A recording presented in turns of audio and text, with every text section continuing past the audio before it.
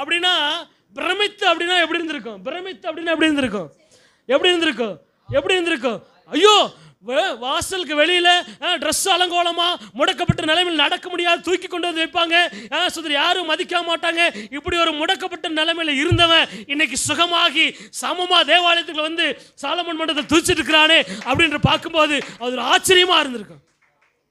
அல்லேலூயா. யாரெல்லாம் உங்களை அப்படி பார்க்குறாங்க, யாரெல்லாம் உங்களை அப்படி அற்பமாக நினைக்கிறாங்க, அவங்க கண்ணுக்கு முன்னாடி உங்களை கர்த்தர் ஆச்சரியப்பட வைக்க போறார். அதுதான் நம்முடைய ஆண்டவராகிய இயேசு நாமம்.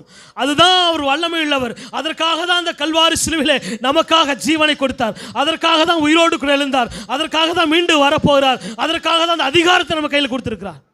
நம்மளை வெக்கப்படுத்துறவங்களுக்கு முன்னாடி, நம்மளை துக்கப்படுத்துறவங்களுக்கு முன்னாடி, நம்மளை அவமானமாக நினைச்சவங்களுக்கு முன்னாடி நம்ம தலையை உயர்த்த போகிறார். ஆச்சரியப்பட வைக்க போகிறார். பிரமிக்க வைக்க போகிறார். எத்தனை பேர் அப்படிப்பட்ட வாழ்க்கை வேணும்னு நினைக்கிறீங்க?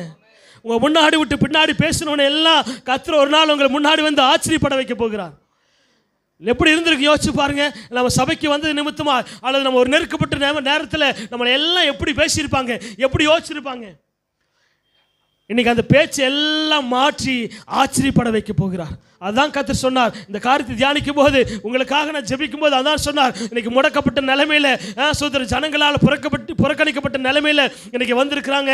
அவங்க எல்லாம் யார் மத்தியில் எல்லாம் வெக்கப்பட்டு நின்னாங்களோ அவங்க கண்ணுக்கு முன்னாடி பிரமிக்க வைக்க போகிறேன்னு சொல்லி. எத்தனை பேர் அப்படி ஆசைப்படுறீங்க? எத்தனை பேர் அப்படி ஆசைப்படுறீங்க? சோத்திரம். நமக்கு முன்னாடி இருந்தவங்க ஒருவேளை நல்லா வசதியாக காரோடு கூட வீடோடு கூட நல்லா இருந்திருக்கலாம். ஆனால் இன்றைக்கி உங்களை நிலைமையை பார்த்து என்ன பண்ணியிருக்கலாம்? ஏளனமாக சிரிச்சிருக்கலாம். ஆனால் அது ஒரு பக்கம் இருக்கட்டும், அதை விட்டுருங்க. அவங்க